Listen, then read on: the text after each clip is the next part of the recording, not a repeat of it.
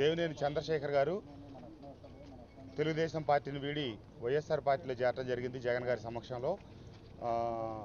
అంటే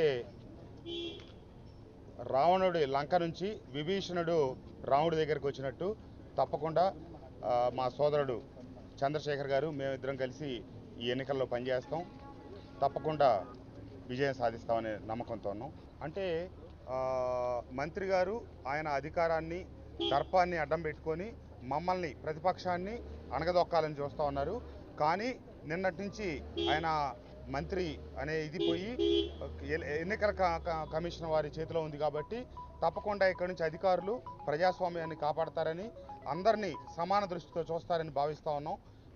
తప్పకుండా ప్రజాస్వామ్యాన్ని మైలవరం నియోజకవర్గంలో కాపాడాలి, మంత్రి ఒంటెత్తు పోకడల నుంచి కాపాడాలి, అధికారులు ఏకపక్షంగా వ్యవహరించకుండా ప్రజాస్వామ్యబద్ధంగా వ్యవహరించాలని చెప్పి కోరుతా ఉన్నాం, మేము ఆశిస్తూ ఉన్నాం. జగన్ గారి నాయకత్వాన్ని బలపరచాలనే ఉద్దేశంతో మైలవరం నియోజకవర్గం నుంచి పోటీ చేస్తున్న కృష్ణప్రసాద్ గారిని అత్యధిక ఓట్ల మెజార్టీతో గెలిపించి తీసుకొచ్చి జగన్ గారికి అప్పచెప్పాలనే కాన్సెప్ట్తో నేను పార్టీలో జాయిన్ అయ్యాను.